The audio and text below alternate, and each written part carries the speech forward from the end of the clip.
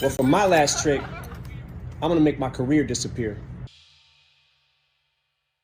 Am I being punked?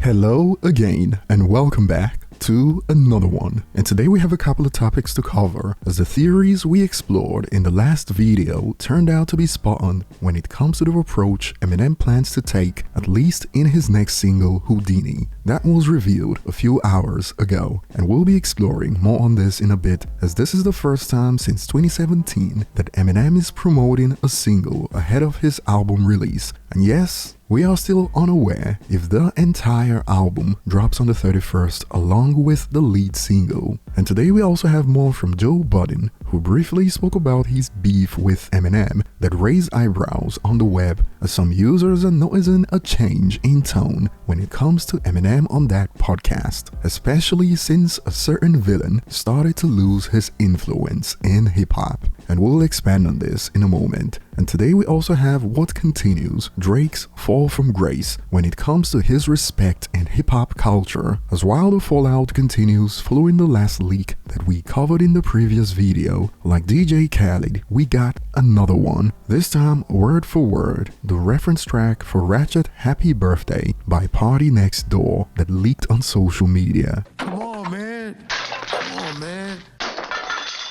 And before we get to the commotion that this new leak has caused, we got some updates on the last leak, as if you remember the LeBron and Drake episode from The Shop that sparked this viral segment back then. I wanted to do other things. I didn't want to further your reputation or your career by rapping back at you and having this exchange. And that was it for me. Drake texts you and like, am I letting you down? Yeah, what'd I tell you? What did you say to him? You said that I can never let you down. There was a segment in this episode where Drake briefly spoke about Mob Ties, you know, the song that he was supposed to use to come back after he took the L from Pusha T. Well, this segment from that interview has now gone viral after it leaked that he didn't write Mob Ties. You know, and now I feel pure, I'm good. You feel good? You know, yeah, and you know what I did?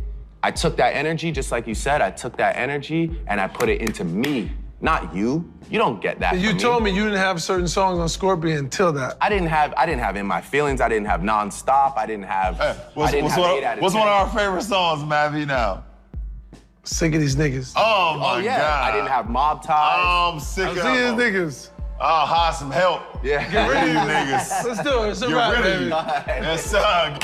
Thank you, guys. Yes, Thank you, sir. Sabat. And boy, going back to that clip, many believe his body language pretty much confirmed it a long time ago. But obviously, this is in hindsight, as we didn't know until the reference track leaked, and Drake fans are going through it right now, because they've been writing think pieces about their disappointment now that this clip has resurfaced. Check this out. This is what hurts the most about Mob Ties being written by someone else. This was supposedly Drake using the energy from the Push beef to fuel a surge in creativity. Turns out he just had a young artist write some ish for him. This isn't help, this is thievery. And some have expanded on this note that it is time we accept that Drake is pretty much a better rapper version of Eazy-E, excluding the gangster aspect, assisted by a scribe of writers. We gotta stop saying Drake got ghostwriters and just stand on the fact that as a rapper, he has writers. His fans are standing on technicalities, saying, but they are in the credits. The bottom line is, rap fans expect rappers to come up with and write their own music. Simple math. The rule of thumb has been, if you're gonna see yourself as one of the best rappers ever, don't sing the chorus if you didn't write it. Let the feature artist do the singing. Same goes for the bridge, and it is a requirement that you write all your verses, no exceptions to this rule, if you ever want to be considered a lyricist.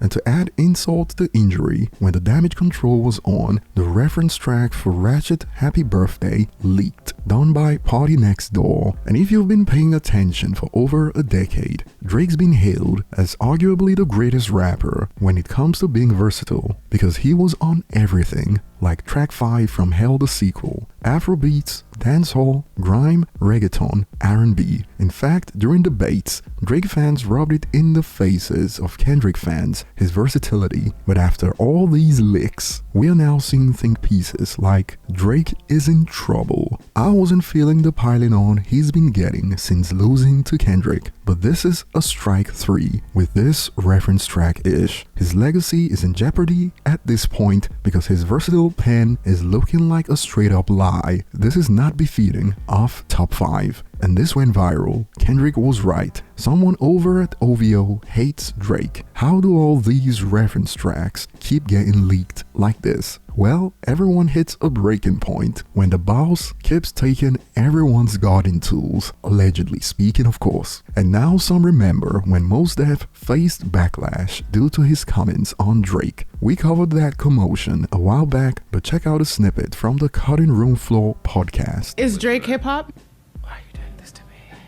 Drake is pop to me, in the sense like if I was in Target in Houston and I heard a Drake song, it feels like a lot of his music is compatible with shopping. Shopping with an edge in certain instances. I love this mall. Look at this place. I mean, look at this place. They have everything. Everything's here. They have everything here. Ah, oh, this is great. This is a new Drake. You hear it? It's great. Okay. Damn. And boy, back then, he was called all kind of names. And upon seeing the reference tracks today, some have brought this up. Mos Def was right, and you jokers ran your mouth without thinking. Pepper Ridge Farm remembers, and someone else suggesting that Mr. Beast needs to put Drake in a room for 100 days and monitor him writing an album. Which reminds me of what Eminem did to Kendrick Lamar, and I'll be looking forward to your thoughts on yet another leaked reference track. Moving on to the next point, Eminem revealed what we should expect on the 31st of May, when this hit social media a few hours ago. Hey, what's going on, Marshall? David, what up, man? Yo, listen, I need your help with something. Yeah, whatever you need. Well, first of all, I just want to say, you know you're the greatest to ever do it, right? We should do something together one time. So, what I was wondering is, like, how far can we go with this magic? Like, can we do, like, a stunt or something? You mean something like this? Excuse me, I just need this.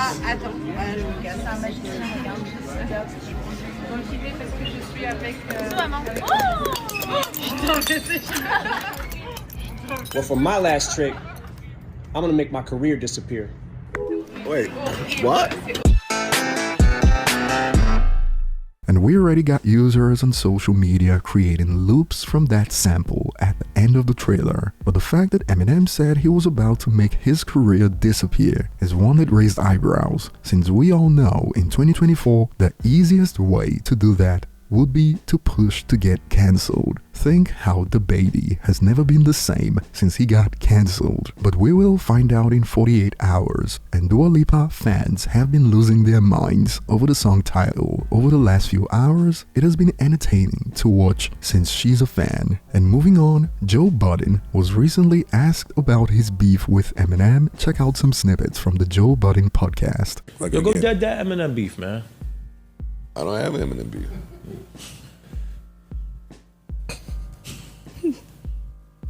What do you want? I don't think I have an Eminem beef. You right. That's peace. Now he may have one. Okay. All right. Well, Paul let's may have acknowledge. one. Let's acknowledge. Tracy may have one. All right. But there we go. I don't carry around. I don't try to match the anger that people have with me. Like, I don't have no smoke, but I also am not in a rush to. There's no need. You cool over there? I'm cool over here. If there ever come a day where we sit down and chop it up, then awesome. I'm not opposed to it, but am I in search of that? So, with them shit, What do y'all think this is? Is the March? I mean, excuse me, the May 31st, which is. I mean, it's just fuck my therapy shit that we was doing. Go ahead. No, These niggas, boy. I tried the same Don't worry, these niggas are fucking pieces of shit. And according to reports, Joe Budden even added that he was excited for Eminem's upcoming album, and some found the whole change in tone strange. Check this out. Diddy's accident changed people a lot. Now all cool with Eminem? This isn't the first time over the last few days, as Eminem was also brought up recently in a positive light on the pod. And check this out, laughing my bum off. Diddy was playing nasty with turning the media against M. And all Joe has to worry about moving forward is if he gets dissed again on this album. Of course, we expect him to continue to hide behind retirement. And moving on to the next point, we got an update on that Apple Music 100 Best Albums list, as former Joe Budden podcast host Maul isn't having it that Kendrick got the highest ranking hip-hop album, and also the fact that he made it into the top 10. Check out some snippets from the Rory and Maul podcast. Outside of Nirvana. Man, fuck it, man. Good Kid, Mad City is not number 7 of all time. Let's stop this shit. It's not. No, Let's it's not. stop this It's shit, not, bro. bro. Let's It's stop the not. fucking It's not. shit. It's not Spotify even- with these fake it's not streams. even Stop this 7. shit, bro. It's not even number 7 of the rap album. Stop this shit. We all fuck with Kendrick, but stop the bullshit. Number 7 of all.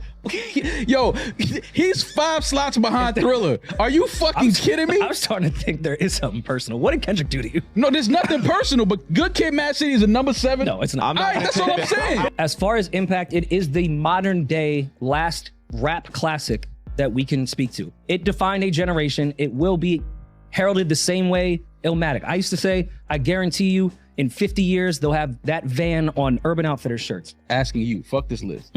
You think that Good Kid, Mad City deserves to be number 7 and Illmatic is number 48 or whatever it is? No, I don't. Okay. Don't put me in that corner. That's what I'm just asking. I'm just asking. And of course, the fact that he mentioned Spotify instead of Apple shows he was eager to hate on Kendrick, even though I agree that Good Kid, Mad City is not the best hip-hop album of all time, and is also not a top 10 best album of all time, and some have expanded. Now, Spotify got fake streaming numbers when it comes to Kendrick. What a loser. Being a damn near 50-year-old loser is not it. But over to you guys, share your thoughts below. Thanks for watching and see you on the next one.